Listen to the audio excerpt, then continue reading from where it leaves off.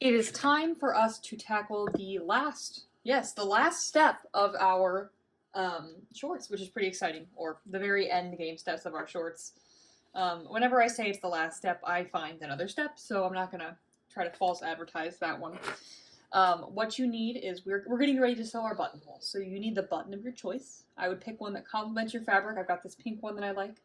You also need a ruler, a marking tool, and a scrap chunk of your fabric to practice doing some buttonholes on. Every time I do a buttonhole, no matter how many of them I've done, I do a test one on a sample of the fabric I'm using. Because it's hard to undo a buttonhole. The way the stitching is, it's just a real pain to try to undo it, so I always test first. And I'll probably make myself 4 test ones here, and if the first 2 go really well, I won't use the last ones. But I've got a nice big piece, so if need be, I could test it 12 times. Although if I'm doing 12 practice buttonholes, I think I'm losing my touch. So what we're going to start out by doing is we're going to measure our button to see how big we need our buttonhole to be. So first you want to measure your button's diameter. So the wide way across. And I'm seeing that mine is measuring at just about, I'm going to say 7/8 of an inch. Yep. Because it's better to round up than down with buttons. So I'm holding that number in my mind. I've got 7/8 of an inch wide. And then I want to get the depth of the button too. I want to see how thick it is this way. So I'm going to measure it and see where it's hitting. Yes, okay, so my button's depth is about 1/8 of an inch, and my button's diameter is about 7/8 of an inch. So I add those two numbers together to figure out how long I want my buttonhole to be. So since I've got 7/8 plus 1/8, that equals 8/8 or 1 inch. Luckily, that's a nice even number.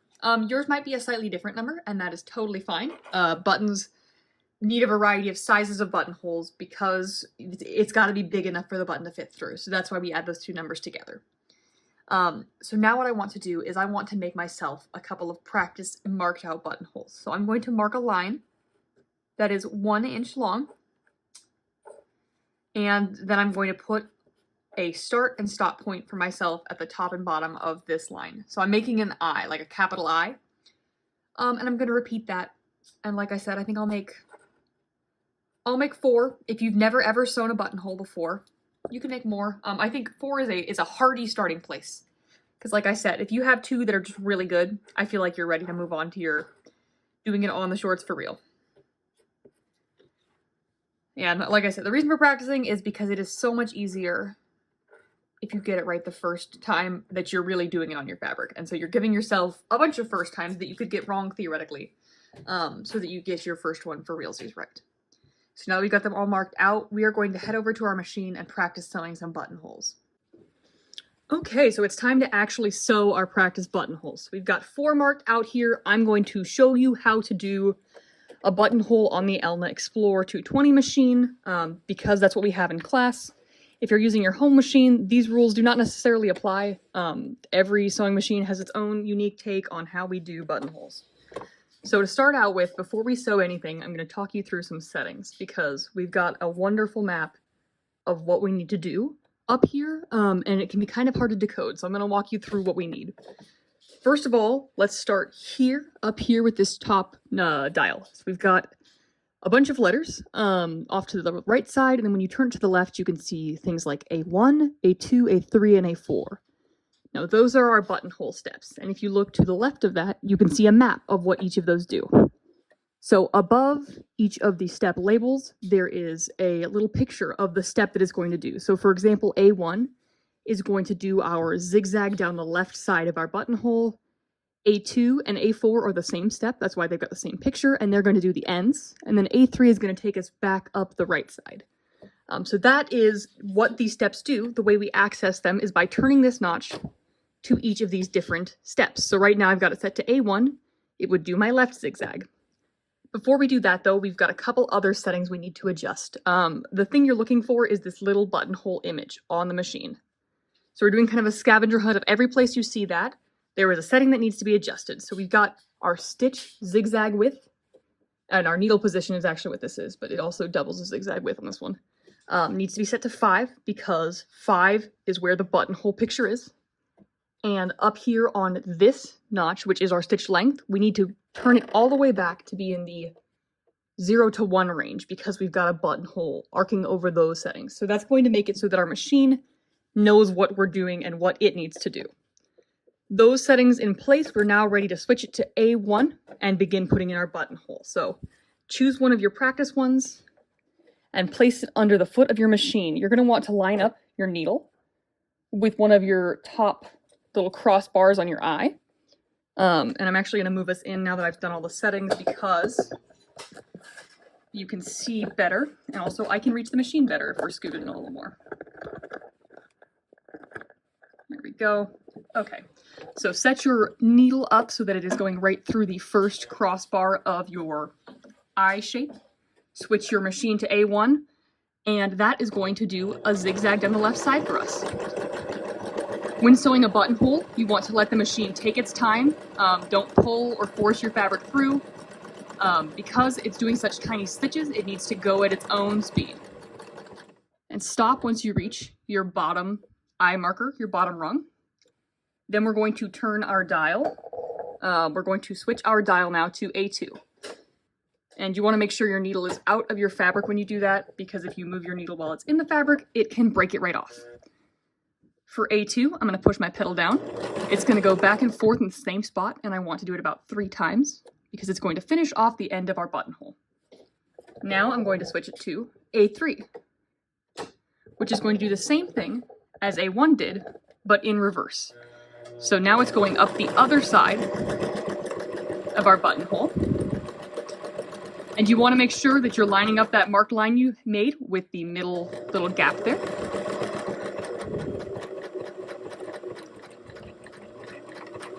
And you'll stitch and stitch and stitch until you reach the top rung again. Then you'll switch it back to A4. Push your pedal down and have it go in and out about 3 times, 3 to 5. And you have finished your buttonhole now. So we are good to lift the foot up, break off the threads, and examine our work. So what you want is you want to practice this until you can get a good straight buttonhole. As you can see on mine, it's got a little bit of a curve to it, so I would do another one. I would do another practice until I'm ready to put the real buttonhole on the shorts. I will also show you how we're going to open this up, but for right now, make some practice ones and really get in your comfort zone of making buttonholes. To open our buttonholes, we're going to need 2 straight pins and a seam ripper, or a pair of small snips, depending on what you prefer. Because right now we've got some lovely buttonholes, and they have no way to get a button through them. You could try all day long, and it's just going to hit the fabric and bounce right off. So what we're going to want to do is take a straight pin and pin it through the end of our little thread marking on a buttonhole. The reason why we're using straight pins is because this is providing a metal barrier, so that when we're ripping through the fabric of the hole to open it up, it has a place to stop and not go any further. So we've got our seam ripper, and now we've got our 2 blocked off ends. You're going to want to just poke your seam ripper into the fabric of your buttonhole, and then very gently and slowly glide it along the line you marked. And so this is tearing a hole in our fabric, but because we've got the zigzag buttonhole stitch on either side, it is reinforced and won't fray or rip away. But you'll see why you want the straight pins, because if you're pushing really hard, you can just go zipping straight off the end and tear through fabric that you weren't meaning to tear through. There we go. And so now we've got 1 open buttonhole. I would open all of your practice ones so that you've got experience knowing how that feels, and you don't go to open your first one in your shorts and just zip right off the side, because that would be so sad. So yes, that's how you open a buttonhole. Now that we've done several practice buttonholes, we also want to actually, do it on our shorts. So we're going to do the exact same process we did for marking, but now we're doing it on the overlap part of our shorts, so the one that goes on top. You're going to want to take your ruler and mark out whatever your figured out length was. Mine was, remember, 1 inch. And I'm putting mine about a 1/4 inch away from the edge so that there's plenty of room for the button to be stable and supported and not rip right through the waistband, which is our not goal. That is not our goal at all. I also want to make sure that I'm centering this laterally on my waistband. So I figured out that mine is 1 inch wide. Since we're using the same pattern, yours should be 1 inch wide. So if you line up this portion of the ruler with the edge of your waistband, you should be in good shape, and you're going to draw a line on your fabric. Now, I'm using a Frixon pen. I would strongly recommend you use a Frixon pen for this, because that means that we can mark on the right side. We can be doing all our sewing on the right side, and then when we iron it, it will just vanish. That's what Frixon pens do. They're heat removable. So go ahead and mark out. I've made my 1 inch line with my eye ends on it, and now I'm ready to go over and sew it. We've got all of our practice buttonholes taken care of. We're feeling cool, calm, and confident, and we're ready to sew our real buttonhole on our shorts. So we're just going to repeat that exact process we just did, but now for the real deal. So I'm placing my needle right at the top of my eye. I've got my machine set to A1 with a stitch length of 0.5 and a machine width of 5, and I'm just going to stitch.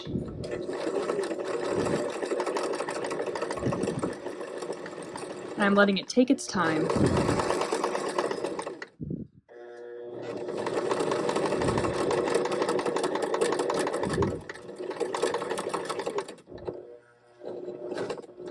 And I've reached the end, so now I'm going to switch it to A2, which is the cross the bottom step. After doing A2 about 3 times, I'm going to switch it to A3, which will take us back.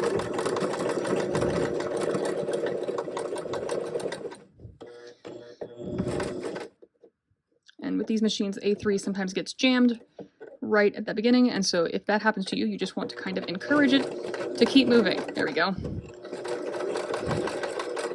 I gave it a little tug towards me, and we pulled out of that little jam we had.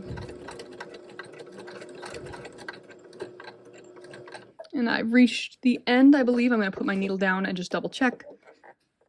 Yep, I'm at the end, so now I'm going to lift it up, switch it to A4, which stitches across the top for me.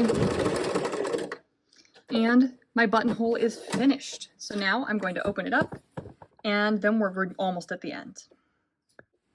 We're going to open up our buttonhole real quick. So we're going to put pins through the ends of our buttonhole right underneath where our threads are, creating a little metal wall for us.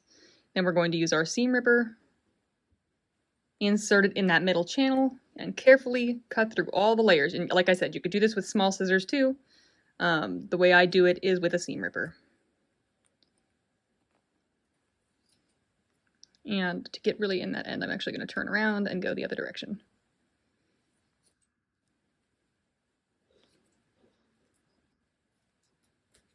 There we go, and now our buttonhole is all opened, and we're ready to do our very last step. For our very last step on our shorts project, we just need to sew on our button, which we have done before, and I'm going to show you how to do it again, but if you know how to sew a button on, you can call it a day here. So what you're going to do is you're going to find where your buttonhole is sitting on your shorts. So you want to make sure that the zipper is closed all the way up and that you've got them overlapping nice and naturally. You're not like pulling it way to the side or letting it gap. You are letting it sit where it wants to sit. And then what I like to do is I reach into the middle of my buttonhole and I make a little pencil mark. And then I'll go and I'll make it a little bigger so I know exactly where to sew the button on. Then I'm going to open up my zipper. I'm going to take a needle that I've got double threaded, so there's a knot tying the 2 ends of the thread together. And I'm going to sew on my button. So starting on the back side here, I'm bringing my needle up. Then I'm going to put my button on, dropping it through. Whoop. Then going down through one of the holes that is diagonally across from me. And pulling it tight. Well, not super tight. Pulling it loose. Pulling it so that my thread is generally holding it in the spot it needs to be. And then I'm repeating that with the other set of 2 holes to kind of give myself a guideline. And then I'm going to pause. I'm going to take this thick, large needle in the place of a toothpick because I don't own any toothpicks, and use it to create space for my shank, my thread shank that I'm creating. So now I've got that as a spacer. It's just going right between my threads. And now I'm just going to repeat that crisscross X-shaped sewing that I was doing before adding the shank. So you'll just want to keep on doing that. I typically try to do, for buttons, I do at least 4, typically 5 passes through each of the 2 sides, and I'm alternating, so I'm not doing all of one set of crosses at once. I'm doing bottom right to top left, and then bottom left to top right, and then repeat. This just provides a lot of strength to the button attachment, because this is a point on your shorts that could get a bit of strain, and so we want to make sure it's nice and sturdily attached. I'm so happy you guys took this shorts journey with me. We've made the fanciest, most darling little pair of shorts that, who knows, maybe someday you'll meet a tween who is these exact body measurements, and you'll say, wow, do I have a deal for you, my new tween BFF / younger sibling. I feel like you guys could have tween younger siblings that might like these. Or who knows, maybe it'll fit you. Maybe these shorts, like the Excalibur being pulled from the stone, you were the chosen one destined to wear these shorts. And I cannot wait to see who will be the one who they fit. Cinderella's glass slipper. That would make a lot more sense than the Sword in the Stone. Yeah, these, if you can fit these shorts, you get to marry the prince. If that floats your boat. If not, you get some other sort of, fancy fairy tale ending, I guess. Okay, so I've gone up and down quite a few times. I'm going to remove my little shank spacer, going to bring my needle up and underneath my button so that it's right underneath near where I was stitching, and then I'm going to wrap my thread around. I'm just wrapping it around all these threads below, and this is creating my thread shank, and I did that probably more times than I needed to, but do it at least 5 times, trying to get to focus on this. And that will create your thread shank. Lovely. Okay, and then you're going to want to bring your needle back. Well, actually, first you want to poke your needle straight through the shank you created. And we're going to tie a knot that way. And then you can bring it down to the wrong side of your fabric, and we're just going to tie it off by bringing our needle up and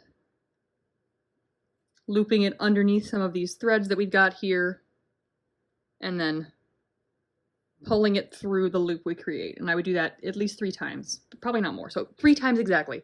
So here's my loop. Here's me putting my needle through it, and I'm pulling it tight. And then our last bit of sewing together. It has been a wonderful time making these shorts with you. And I've got to say, this project was pretty short and sweet. I can't wait to see all your finished shorts, and I hope that you enjoyed this project as much as I did.